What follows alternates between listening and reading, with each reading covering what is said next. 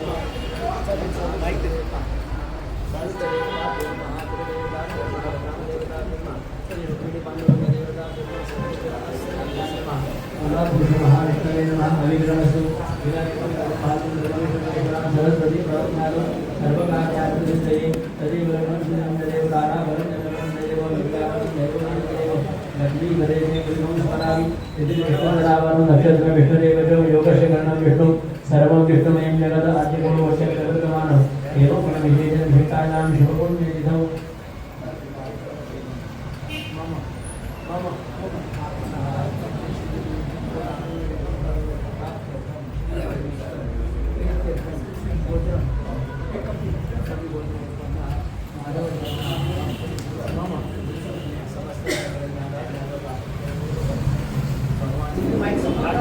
महाविष्णु कृपा प्रसाद सिद्ध्यर्थम सर्वापन निवृत्ति पूर्वक सर्वाभीष्ट सिद्ध्यर्थम आयुरारोग्याभिवृद्ध्यर्थम यथाशक्ति ईशकाराज्य अनुसारतः यदा विजन सामग्र्यां तुला पुरुषदानं करिष्ये आदौ महागणपति पूजनं यथाशक्ति देवतानां पूजनं च करिष्ये।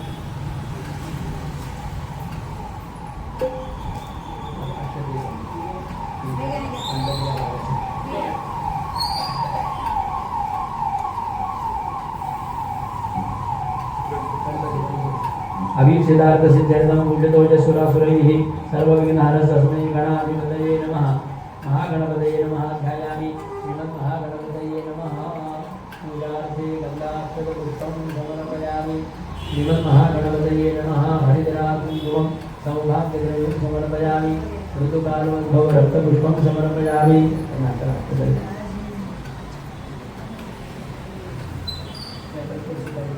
भगवान श्री गोविंदाय नमः। गोविंदम् आवाहयामि। गणपते नमः। गणपतिम् आवाहयामि। मृत्युंजयाय नमः। मृत्युंजयम् आवाहयामि। सूर्याय नमः। सूर्यम् आवाहयामि। धर्मराजाय नमः। धर्मराजम् आवाहयामि। ज्ञानदेवताभ्यो नमः। ध्यायामि। आवाहनाद्यासनाद्याक्षरं समर्पयामि। आवाहितदेवताभ्यो नमः।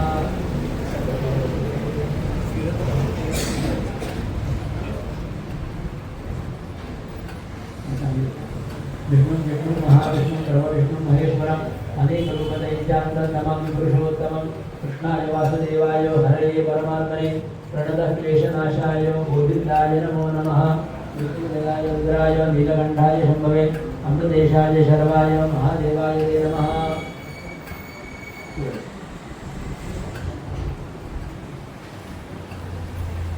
आवाहितदेवताभ्यो नमः। ऋतुकालोद्भव तुलसीपत्रं समर्पयामि। आवाहितदेवताभ्यो नमः। चम्पकपुष्पं समर्पयामि।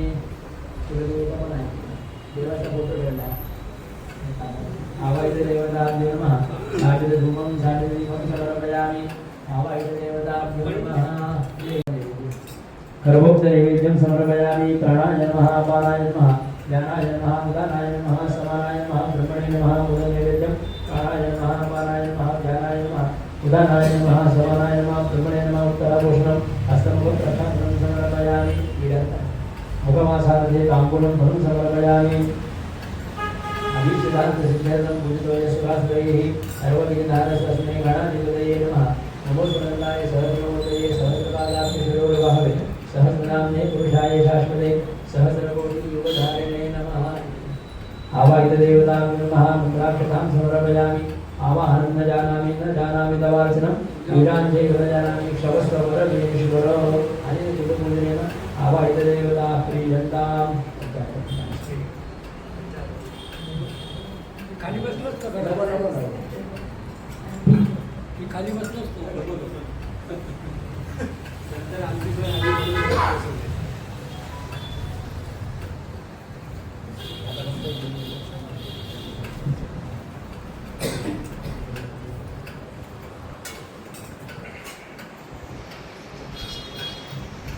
सगळेजण गुरुपूजन करूया. सगळेजण मिळून आज गुरुपूजन करूया. तुमचं पहिलं पाय तुमचं पूजन करू आणि मग त्याच्यानंतर पुढचा कार्यक्रम सगळेजण तुम्हाला नमस्कार करण्यानंतर आम्ही पुढच्या कार्यक्रमाची तयारी करू. धन्यवाद. माटे साहेब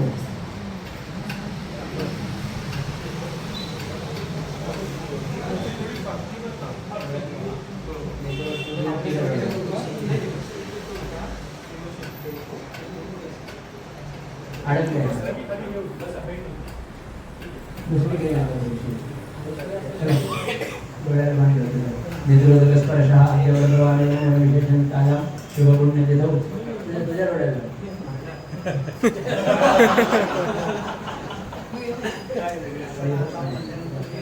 श्री गुरुतुल्य भगवान श्री माधव शर्मणे शरणः याचे पूजन चाहे पाचार्य पूजन जगदीशे गंगे जयमने गोदावरी सरस्वती नर्मदे सिंधु कावेरी जलेस्मिन् सन्निधिं गुरु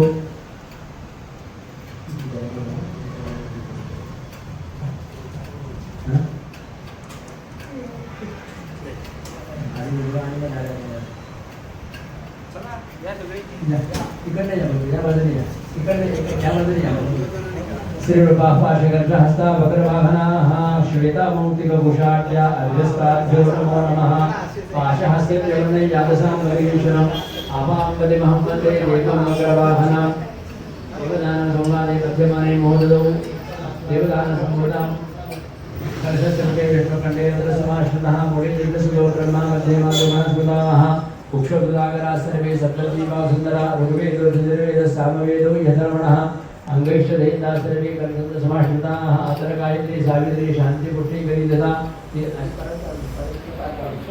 आजान्तु देवपूजार्थं दुरितक्षयकारकाः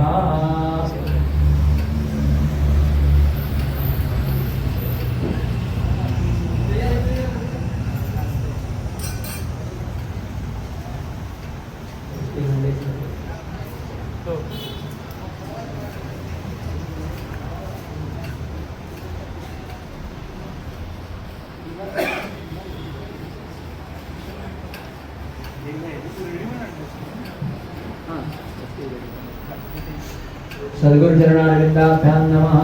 इदं गन्धापादसो मङ्गल्यं जास्तु।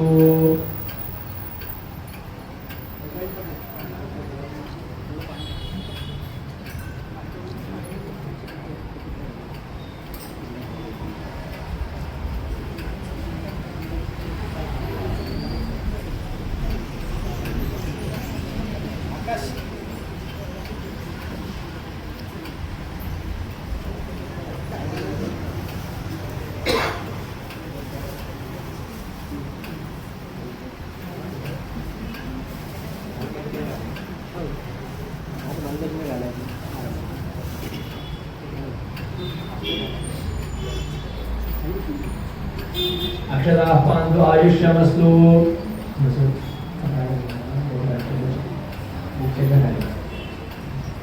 श्रीकण्ठचन्दनदिव्यं गण्डाढ्यं सुमनोहरं विलेपनं सुरश्रेष्ठं चन्दनं प्रतिगृह्यताम्। श्रीगुरुभ्यो नमः।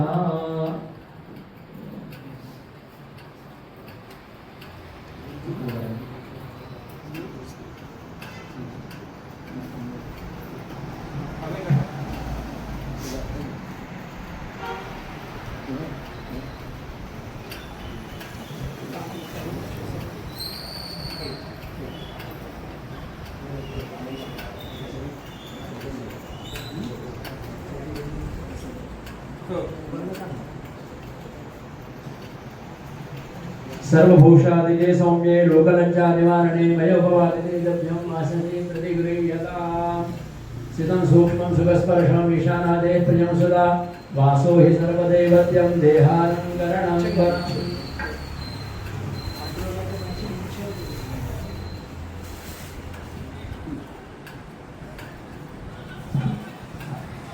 माल्यादीनि सुगन्धीनि मालत्यादीनि मे प्रभो मया कृतानि पूजार्थं पुष्पाणि प्रतिगृह्यताम् सद्गुरुभ्यो नमः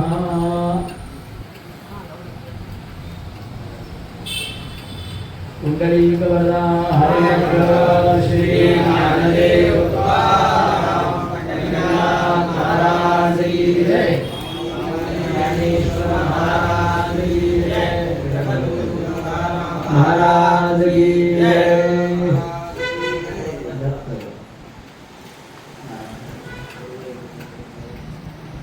नमोस्मरन्ताय सहस्रमूर्तये सहस्रपादाब्जशतोरबाहवे सहस्रनाम्ने पुरुषाय शाश्वते सहस्रकोटियुगधारिणे नमः सकलाराधनैः स्वर्चितमस्तु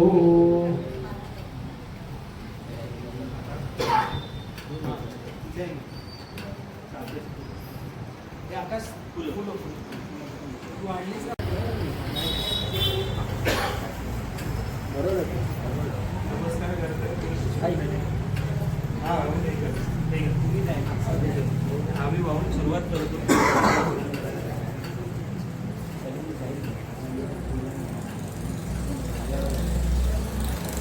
सर्वांना विनंती आहे, प्रत्येकाने एक किलो नमस्कार करून घ्या.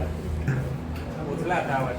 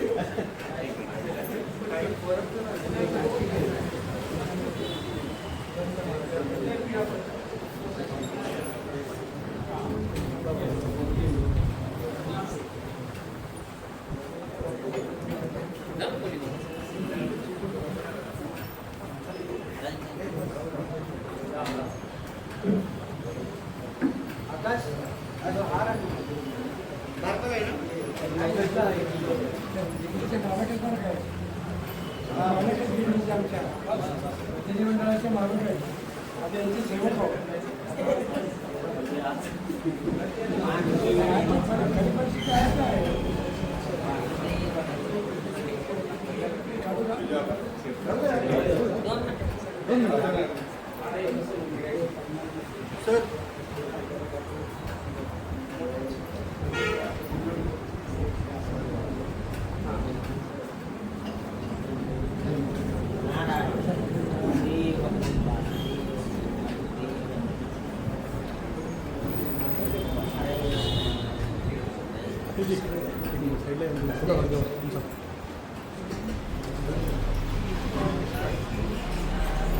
आधी बसा आपण त्यांच्यावर मोठे नाही.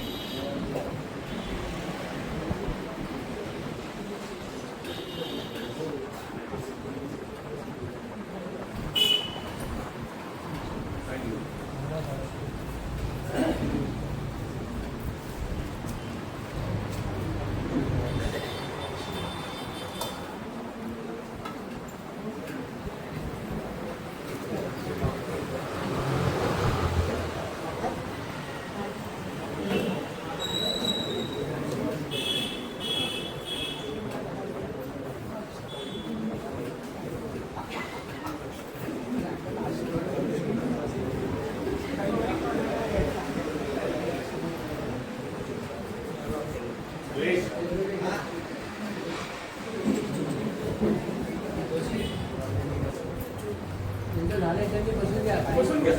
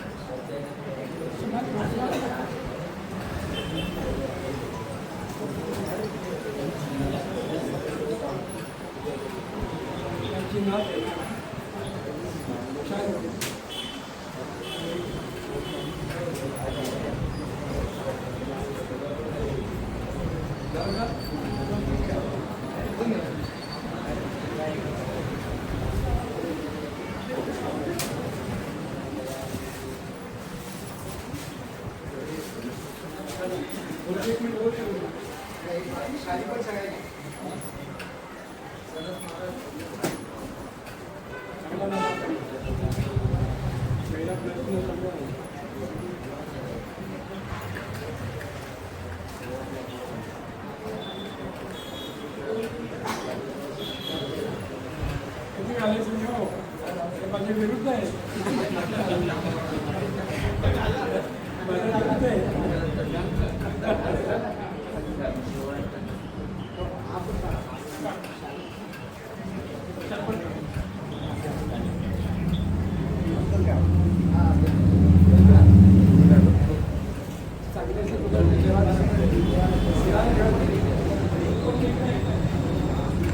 चांगली परत तुम्हाला चांगली घेऊन जातो तुम्हाला पूजेला घ्या चांगली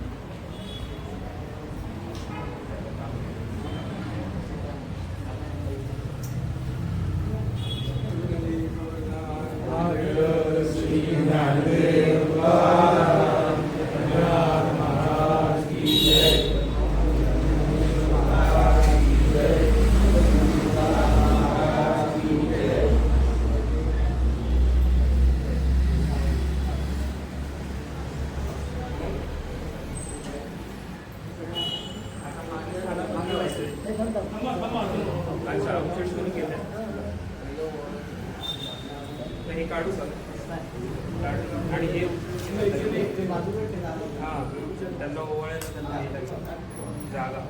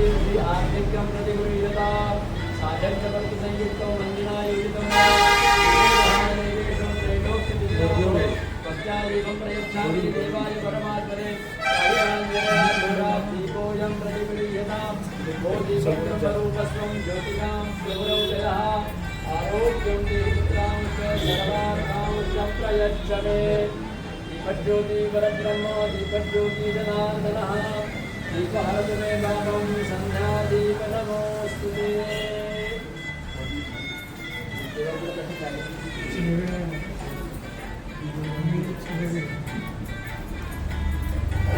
महेश